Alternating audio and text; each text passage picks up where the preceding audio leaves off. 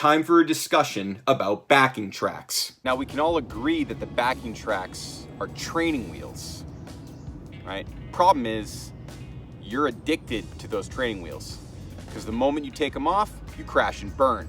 And that's the problem here.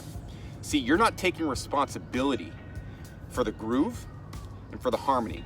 You're letting the track do that work. And as a result, you're not developing the fundamental skills of musicianship, which are the ability to facilitate groove and imply harmony. Now, I know a lot of you are probably thinking, well, I use a backing track so I can hear the harmony. if you really wanted to hear the harmony, you would play the harmony on your instrument, and you would be able to imply the form as a result of your ability to accurately play the harmony. And maybe this is counterintuitive to a lot of you, but if you want to hear the harmony, that's an internal thing, okay? That's not going to happen by just hearing the track play over and over again. You need to internalize the harmony. You need to internalize the form. Internalizing form, man. That is the most underused sentence of the past 100 years, dude. Seriously. Because all the great musicians understand this, but for some reason they're not able to say that that is the main thing that they're thinking about. And maybe it's just because I haven't seen all the lessons of all the people, but I feel like everyone is looking in the wrong direction. They're looking into scales, they're looking into arpeggios, they're looking into these small little things. They're never seeing the big picture. Like right now at the level of music education at large, everyone is lost in the forest. They're looking at one tree. They don't even know what the forest looks like. The forest is the form of any given tune. So there's a certain mentality of form. That mentality is coming from jazz. Fundamentally, jazz is about mastering forms and being able to spit unrelenting variations through harmonic rhythms. Harmonies moving in time. Every jazz standard boils down to chord changes moving through time, and then there's a melody on top. So you technically only need to understand those things to be a fluent musician. Now, underneath those things is, layers and layers and layers of grammar, convention, style. But the beautiful thing is all of that can be understood by simply focusing your attention on the forms. So you see now the issue with backing tracks is it's allowing you to lose sight of that most important fundamental principle, the form itself. And of course, it's more fun to play with backing tracks because you can't keep the form without a backing track, and the form itself is what's fun. So that's what we're going to get into. Like, look at the fun part. We need to make it fun to play without backing tracks. We need to make it fun to play just by ourselves. And the easiest way to do that is by just outlining the form with as much accuracy as possible so that the form comes to life and it brings out its own momentum, right? That's the thing with the jazz standards. They're like maps to different places in the universe. If you just play the forms, they freaking blast off like alchemy. So if you just have the skills to turn those suckers up, then you're gonna traverse the cosmos, right? And this is now the whole turbo booster, 3-step practice framework we've been talking about. You gotta build that rocket ship to traverse the cosmos. So the rocket ship is gonna be based on these really simple ways of outlining forms. So here's the classic one that I reference in so many videos. I feel like no one wants to accept how simple this is. I had a student say the other day, really beautiful thing. He said, this is infuriatingly simple. I understand. It's infuriating because how many people were overcomplicating it for so long. It was like they were robbing you of a life of musical fluency. So this is one of the examples of what I mean. No one told you this, but it's the best, easiest, most straightforward advice of all time. If you just play root position triads, you'll play forms with flawless precision, right? That's how you start playing giant steps, right? You start by just playing root position triads.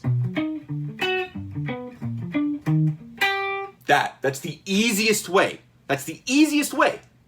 That's where it all starts, right? Now, obviously, you're going to do all the different combinations of all the inversions, open and close and everything like that. But the good old-fashioned root position open triad, it's the classic cheat code. It's too easy. But then when you start to think about it rhythmically, right? You go to that level 2 and you start to improvise on that simple root position pathway. Watch how good it sounds. And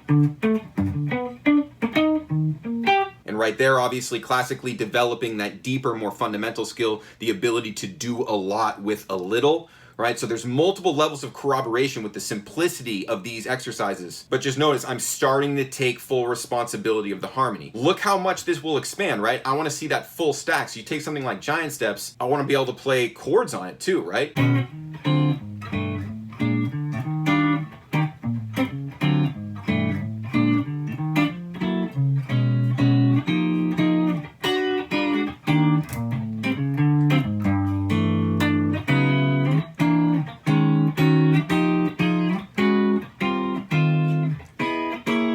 And of course, that full stack is going to include the lead.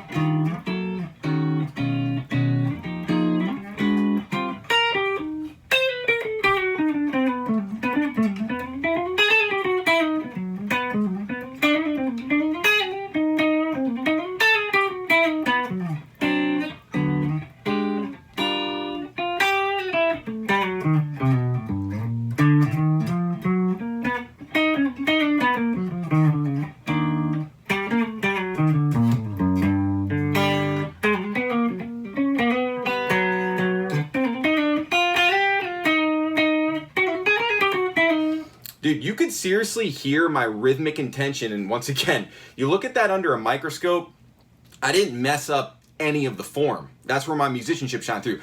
I played some out of tune shit, I played some sloppy articulations, I did some of those kinds of mistakes, but I did not lose the form, and that's why the energy didn't change. That's the thing that you can hear in my playing unaccompanied. And you as the musician need to take that responsibility, because when you play with other people, they are reflecting the form back at you. That's what's going on, right? So if you're playing the form unaccurately without confidence, then it's just a bunch of flaccid bullshit. You know what I'm saying, right? But if you're playing the form with like rock hard conviction, they're coming back at you. It's that feedback loop of like masterful precision feeding back on itself. So here's what you got to do, right? You got to stop using the backing tracks, okay? You got to start taking responsibility. You got to start thinking about musicianship. That's going to start with the grid, the subdivisions. That's where the form is the grid. That's all the same thing. Form and grid, right? Obviously the form is the huge macro grid, but the subdivisions below, right? Like each individual eighth note, where each individual chord change happens. What subdivision does the chord change happen? Those things are what you need to start thinking about. And I recommend the good old-fashioned too good to be true, easy root position open grips.